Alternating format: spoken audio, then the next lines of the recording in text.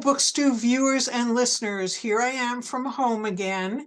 And if you'll notice my great shirt with birds on it, my guest Janice was most appreciative of it. I love birds and she loves birds too. So let me introduce you to Janice Deal, who is an author who would be primarily known for her short stories, but now she has a book out and it's called The Sound of Rabbits. Isn't the cover gorgeous? I really, really enjoyed reading this, and I'm going to kind of give you the bare bones of the plot after, with no spoilers, after I introduce Janice. So Janice, welcome to Book Stew. Eileen, thank you so much. It's such a pleasure to be here. Let me ask you first, as primarily a short story writer, do you think all short story writers have a novel stuffed away somewhere? Oh my gosh, the question for the ages. Well, I'll tell you, The Sound of Rabbits actually began as a short story. And I was workshopping it in Fred Schaefer's writing workshop. And the consensus pretty early on was there were a lot of characters, there was a lot going on. It was really too much for a short story to bear. And so I really, I liked these characters though, and I decided to make the leap and expand it into a novel. And I will say, for your question, that was not an intuitive leap for me because I think of myself as a short story writer, but I did really revel in the liberating effect of being able to give these characters, lots of room to breathe. Right, and give you lots of room to try things, make mistakes. I take a short story class through a wonderful writer named Kaylee Schoen, who's based out of Arlington, Mass. I've been taking class with her for a few years now, where we just read short stories, usually the best American short stories. Now we're doing the best mystery and thriller stories. And I love the class, and it's really taught me so much about how to read a short story. And Kaylee writes flash fiction, so she really can explain the skills it takes to craft a short story as opposed to a novel. In a short story, everything has to be spelled out very quickly, and there really can't be any fat. A novel has room. A lot of novels I read, I'm like, oh, you could have removed 100 pages and it would have made it a better book. But Yeah. never for a short story because, they're bare bones, but they have so much that they have to accomplish in that short period of time. In fact, I'm really intrigued by something you said a moment ago, just the necessary conciseness. With short stories, it's almost like poetry. Every line counts. And not that that's not the case with novels, but again, you just have a little bit more elbow room. And I guess editing short stories, if you were an editor, it would be much easier to keep, to be a professional editor for short stories, because again, there's a lot less to do and probably a lot fewer conflicts with your author, though that could be wrong. And you could tell me that more about that. At So least I'm going fewer to talk pages about to this. go through. I'm going to talk about the structure of the book because I thought it was very well structured. The structure of the book is that it deals with two sets of sisters. One set is Ruby and Val, and Ruby has moved from small town Wisconsin, a little town called Ladyford, which I guess you made up because I Googled it and I couldn't find it. And Ruby has escaped to Chicago, as she always felt she would, and her sister Val has stayed in the small town, and Val has had two daughters of her own. And then there's the matriarch of the family, Barbara, who, when we meet her, is already in bad physical shape. And the reason that Ruby comes back home is to help take care of Barbara because Val guilts her into it. But so that's the basic structure. And there are two very good men in the book. So it's nice to have heroes too. One of them is Moon, who's Barbara's brother or the uncle to Ruby and Val. And he's a very endearing character. You know what? He reminded me of some Kent Haroof characters. Have you read any of Kent Haroof? I mean, he really was, he could have fit right into one of their books, one of his books. Eileen, I have to tell you, you literally just made my day because that Haroof trilogy, I adore it. And thank you. I'm so deeply touched by that. Thank you. You're welcome. So let me ask you, since the main question for this in this book to me is, can you go home again? Can you really go home again? And did you ever leave? What do you think are the answers to those very difficult questions? Eileen, very perceptive questions. And it's funny, I was just talking to a friend about this. You know, I think we can go home again, but we're invited constantly by life to pivot, to accept the changes that have taken place in life, and also to be willing to expand or change the roles we had in our place of origin because we've changed. The town's changed, we've changed.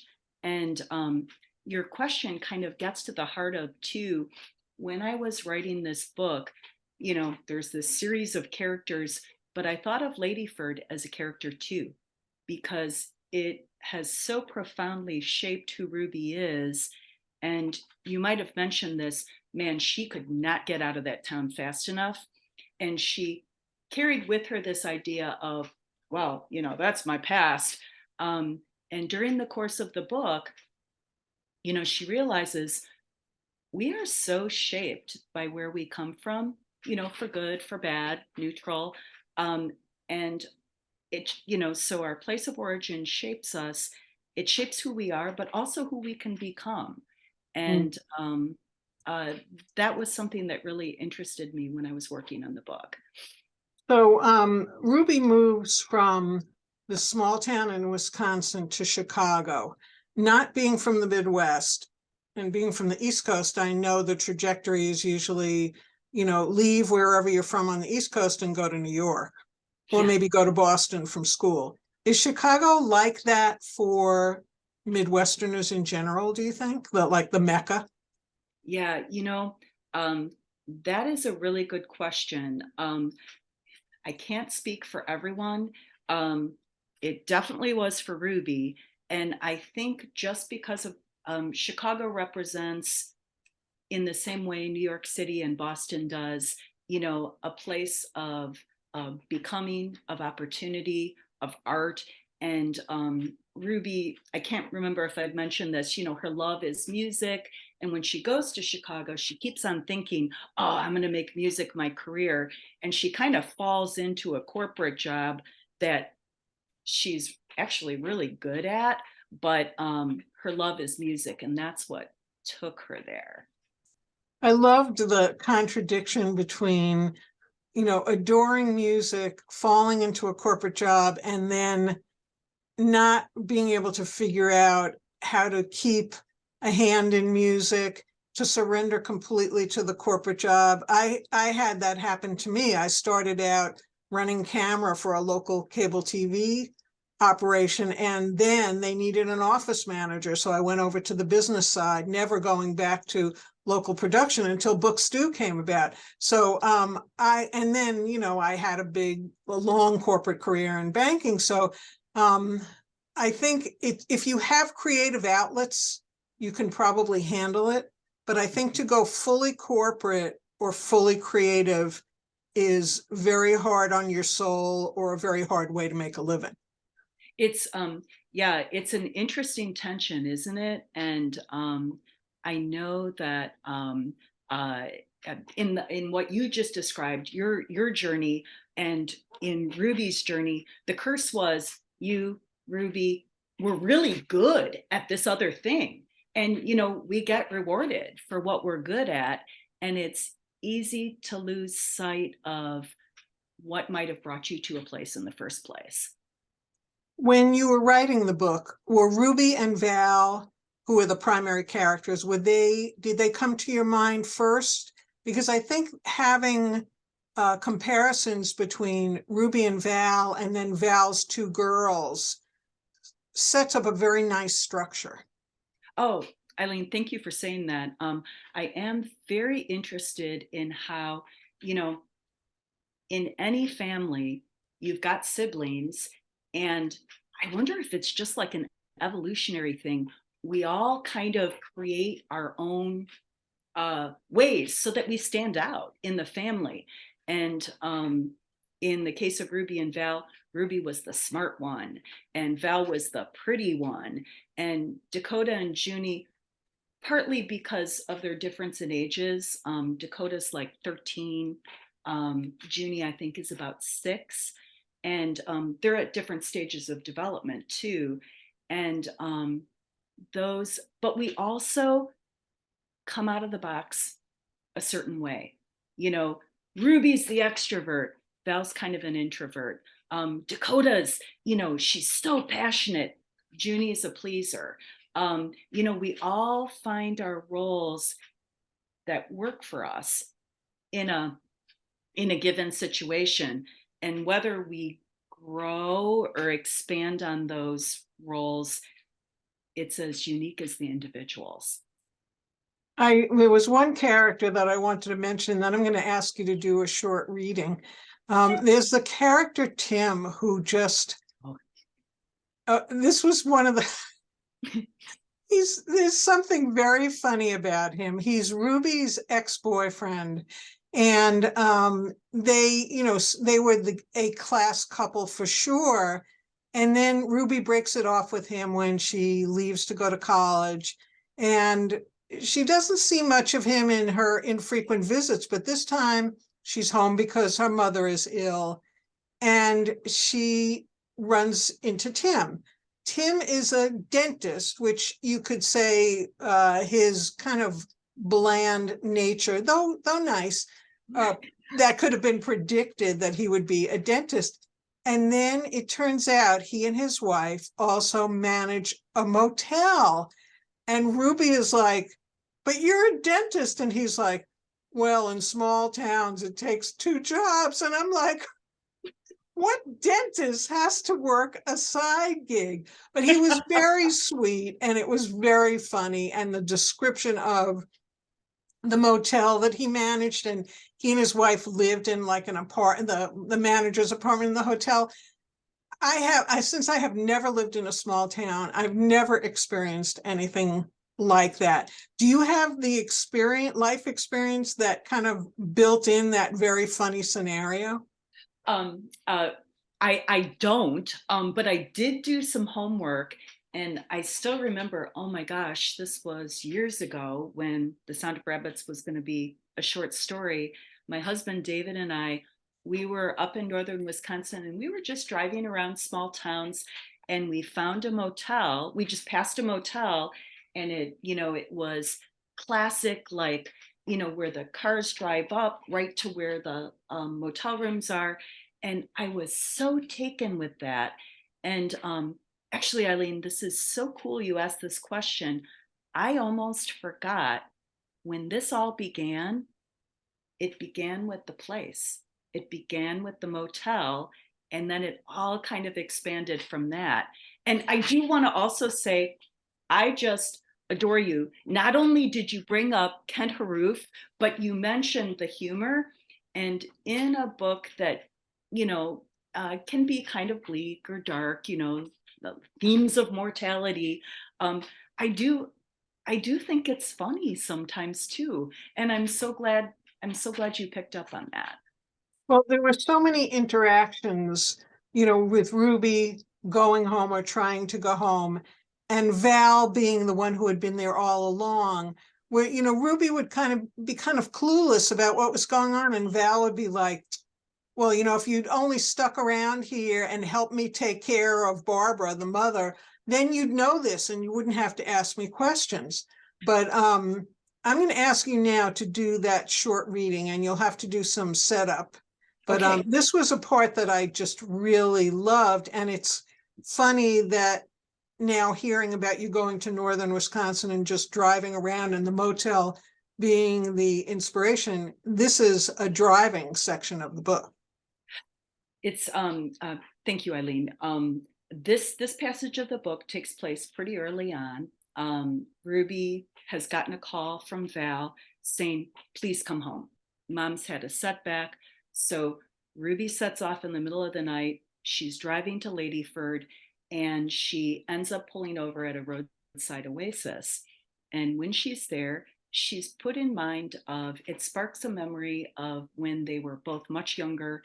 Ruby had just gotten her driver's license and she and Val would take road trips. And their uncle, who was still living at the time, he would show his interest in caring in a very specific way. So, all right. The trips became an act of defiance then. She and Val ate chocolate in the car. They rolled their windows down and drove to the silty moraines in Kewaunee County, west to South Dakota and the Mitchell Corn Palace, the Badlands, east to the Tony residences of Door County's Fish Creek. It didn't matter where they went. Ruby loved anonymity, the fact that if someone looked askance at her sister's dirty face, at the strain of her own pearl blouse buttons, they were going to move on anyway. At those times, she didn't actively miss her mother. That was years away yet.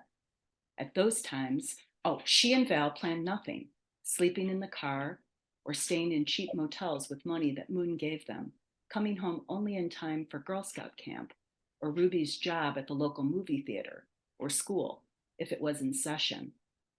One time they drove through the night, Val sleeping in the back seat. Ruby pulled over and woke her to see the aurora borealis, pulsing and dying in the northern sky. Barbara showed little curiosity about their trips, but Moon listened to their stories, sometimes packing CDs he'd burned for them to listen to on the road. Classical, B.B. King, ZZ Top, Willie Nelson, and once, and probably, an Icelandic group called the Sugar Cubes. He said he chose the music to go along with their destination, though the connections he made were never clear. How did Hotel California have anything to do with Mount Rushmore? But Ruby loved the surprise of it. The rule was that she or Val would dip their hand into the bag, and whatever they pulled out, they had to play. The music is a solace. Even now, she can't listen to Lou Reed without feeling comforted, as though Moon is taking care of her. She didn't know how to tell him how much it meant to her, those grocery bags he packed with CDs, but she and Val always brought a little something back from him, from places like the one where Ruby stands now. Thank you, Lady Bird, Moon would say. He called her that. It was their joke, she always thought, a play on Ladyford, on flight. He must have guessed how badly she wanted to leave town. At some point, Val and Barb took it up, and for a while before she moved away, even Tim used the pet name. Up until his death, Moon kept an ancient freezer filled with venison steak, and it was decorated with magnets from the Midwestern attractions that drew them then. They were so different, even as girls. Val sat erect in the passenger seat, alert and silent, watching, and Ruby could not imagine what she thought about. But Ruby talked for the both of them, or sang to Moon's music. She prefers noise. She is the kind of person who leaves the television on. Back then, she appreciated that her sister, though quiet, was good company. Sarah! Ruby, who has been wandering the aisles of the little mart in the roadside oasis, looking for something, a packaged snack maybe, that will fill her up, whirls to see a thin woman, cheeks and chin raw from the wind, pulling a little girl by the arm. Come on then, the woman huffs. The child's face is slick with tears. They are hurrying to the bathroom, and the girl, who doesn't wear a coat, clutches an ugly plastic doll as if it were treasure. Ruby, who remembers what it was like, pities most of the children she sees. Thank you. It's so evocative. And, you know, when you think of road movies, books that are on the road, the book, you don't think of women very much, and you don't think of women, unless it's something like Thelma and Louise, which I like to think about and don't like to think about. The freedom of the drive and the fact that they were so companionable in the car when they were younger, versus the conflicts they have when they're older. That memory in the book is only Ruby's, but I wonder if Val, has any memory of it, thinks about it, because it's a very reassuring and comforting passage that even though you were in a tiny town, you could still get out. Yeah, yeah. And it's, Eileen, that's a really interesting point. And again, subjectivity of experience. Val's experience of those trips was a little bit different. And we've, spoiler alert, we find out later in the book, we get a glimpse of how Val saw those trips. And it gives us a clue as to why they ultimately stopped. But I'll say no more. All right, all right. I had one other quote I wanted to share with the viewers and listeners. And this, I'm not sure of when this comes. Maybe Ruby is with Dakota, who's Val's older daughter, and she's just thinking. She says, sometimes Ruby wonders how it will be when there is no longer an older generation to be accountable to. It will be like the end of the Titans, she thinks. Quiet, maybe.